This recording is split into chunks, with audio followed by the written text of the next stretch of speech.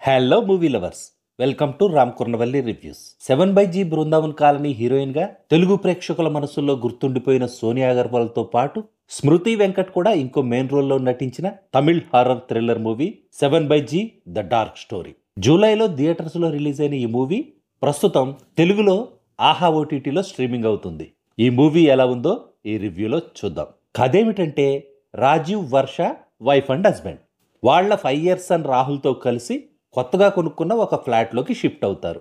అక్కడ వర్ష paranormal యాక్టివిటీస్ని face చేస్తుంది. తన ఇంటిని, ఫ్యామిలీని సేవ్ చేసుకునేందుకు అతీతమైన శక్తులతో వర్ష ఎలా ఫైట్ చేసింది, అసలు ఇంతకు ఆ ఇంట్లోని ప్రేతాత్మ ఎవరిది, తనెందుకు ప్రేతాత్మగా మారింది, ఎవరిపై పగ తీర్చుకోవాలని ఆ ప్రేతాత్మ పట్టుదలగా ఉంది అనేదే ఈ సినిమా కథ.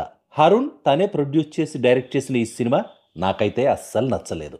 స్టోరీ స్క్రీన్పై వీక్గా ఉండడం, సీన్స్ కూడా ఇంట్రెస్టింగ్గా లేకపోవడం, పేరుకు హర్రర్ సినిమానే అయినా ప్రేక్షకుల్ని భయపెట్టే ఎలాంటి సీన్స్ కూడా ఈ సినిమాలో లేకపోవడం ఈ సినిమాకి మైనస్ పాయింట్స్.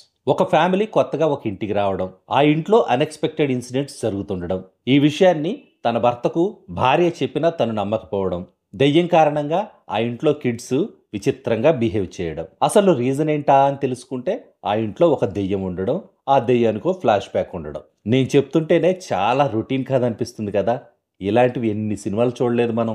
మళ్ళీ అదే రొటీన్ ఫార్మేట్తో వచ్చిన ఈ సినిమాని చూడడం వేస్ట్ ఆఫ్ టైం అనే చెప్తాను నేనైతే. చూడడానికి వేరే ఏ మూవీస్ లేకపోతే మాత్రం సోనియా అగర్వాల్ కోసం ఈ మూవీని చూసి టైం వేస్ట్ చేసుకోవచ్చు. That's all in this review friends.